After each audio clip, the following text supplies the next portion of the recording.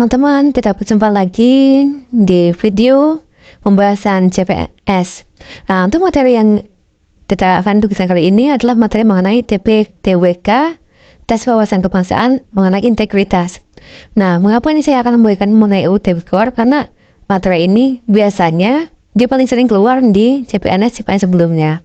Jadi ada kemungkinan untuk CPNS kali ini dia akan keluar lagi mengenai UTBK ini. Baik. Kita akan mulai, tapi sebelumnya apabila teman-teman belum subscribe channel ini, saya mohon untuk subscribe terlebih dahulu dan nyalakan loncengnya agar teman-teman segera mendapatkan materi-materi maupun soal-soal dan pembahasan mengenai CPNS. Baik, langsung saja kita mulai. Semoga bermanfaat. Baik teman-teman, kita mulai dengan Undang-Undang Tipikor. Peraturan pemerintah untuk memberantas korupsi yang berlaku di Indonesia adalah Undang-Undang Nomor 20 Tahun 2021, yaitu yang disebut dengan UU Tipikor. Nah, kita tandain dulu Nomor 20 Tahun 2021 ini sebagai kita ingat-ingat, kita highlight bahwa UU Tipikor adalah UU Nomor 20 Tahun 2021. UU Tipikor tersebut ditetapkan oleh pemerintah pusat pada tanggal 21 November tahun 2021. Dan berlaku sejak tanggal penetapan tersebut. Nah, jadi teman-teman kita ingat saja UU Tipikor ini adalah ditetapkan tanggal 21 November 2021, yaitu nomor 20 tahun 2021. Kita ambil angka kita highlight ya di sini.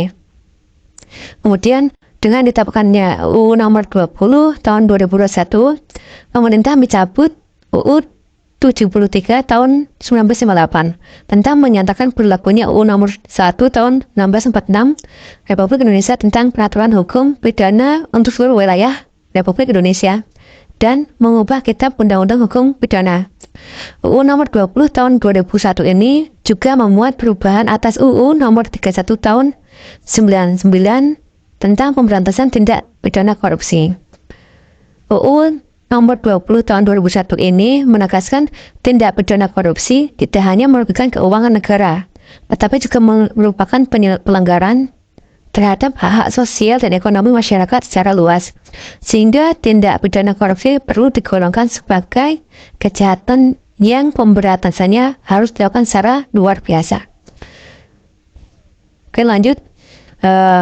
Ada beberapa upaya dalam pemberantasan korupsi. Jadi yang pertama adalah upaya preventif, yaitu usaha pencegahan korupsi yang diarahkan untuk menghilangkan atau meminimalkan perbuatan penyebab atau peluang terjadinya korupsi. Strategi preventif ini kita highlight adalah pencegahan. Jadi upaya preventif pemberantasan korupsi, kata kuncinya adalah pencegahan ya teman-teman. Nah, apa aja upaya preventif yang dilakukan? Yaitu yang pertama, pemberlakuan berbagai undang-undang untuk mempersempit peluang tindak korupsi. Yang kemudian yang kedua, pembentukan berbagai lembaga yang diperlukan untuk mencegah korupsi. Di antaranya seperti Komisi Pemeriksaan Kekayaan, Penyelenggaraan Negara, atau KPKPN. Kemudian yang ketiga, upaya preventif yang lain adalah pelaksanaan sistem rekrutmen aparat secara adil dan terbuka. Kemudian yang keempat, peningkatan kualitas kerja berbagai lembaga independen masyarakat untuk memantau kinerja para penyelenggara negara. Kemudian yang terakhir adalah kampanye untuk menciptakan nilai anti korupsi secara nasional. Nah, kemudian untuk upaya efektif pemberantasan korupsi, strategi detektif adalah atau efektif adalah usaha yang diarahkan untuk mendeteksi dan mengidentifikasi terjadinya kasus-kasus korupsi dengan cepat, tepat, dan biaya murah sehingga dapat ditindaklanjuti. Upaya efektif ini kita cari kata-kata yang mewakili ya, yaitu adalah mendeteksi dan mengidentifikasi. Jadi teman-teman, upaya efektif pemberantasan korupsi ini kita cari istilah yang mengenai deteksi. Dia adalah upaya untuk mendeteksi. Jadi apabila teman-teman menemukan soal mengenai mendeteksi atau mengidentifikasi, maka itu adalah upaya detektif pemberantasan korupsi. Lalu upaya apa saja yang dilakukan dalam upaya detektif ini? Yaitu yang pertama, perbaikan sistem dan tindak lanjut atas pengaduan masyarakat. Ini adalah kelanjutan dari yang pertama tadi. Kemudian yang kedua adalah pemberlakuan kewajiban pelaporan transaksi keuangan tertentu. Kemudian yang ketiga, pelaporan kaya pribadi, pemegang jabatan dan fungsi publik. Kemudian yang keempat, partisipasi Indonesia pada gerakan anti korupsi dan anti pencucian uang di masyarakat internasional. Lalu yang terakhir adalah peningkatan kemampuan aparat pengawasan fungsional pemerintah atau APFP atau Satuan Pengawasan Internet atau kita sebut sebagai SPI dalam mendeteksi tindak pidana korupsi.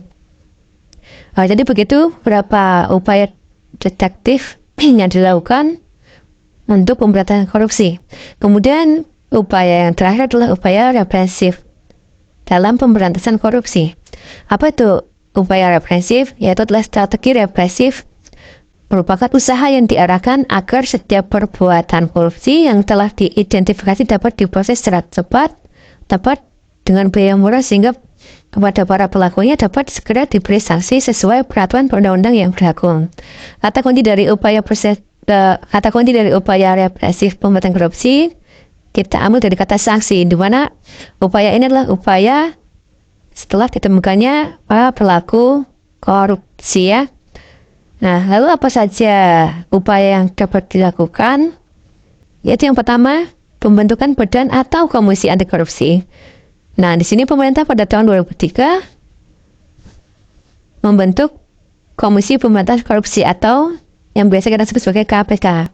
Kemudian penyidikan, penuntutan, peradilan dan penghukuman koruptor besar. Lalu yang ketiga adalah penentuan jenis-jenis atau kelompok-kelompok korupsi yang diprioritaskan untuk diberantas. Kemudian yang keempat, meneliti dan mengevaluasi proses penanganan perkara korupsi dalam sistem peradilan pidana secara terus-menerus, secara kontinu ya. Kemudian yang kelima adalah pemberlakuan sistem pemantauan proses penanganan tindak pidana korupsi secara terpadu. Kemudian yang terakhir adalah publikasi kasus tindak pidana korupsi beserta analisisnya. Baik teman-teman, mungkin itu materi singkat mengenai TWK integritas terkait UU Tipikor. Jangan lupa untuk dibaca kembali dan kita akan bertemu di video selanjutnya mengenai soal-soal pembahasan CMS dengan cara yang mudah.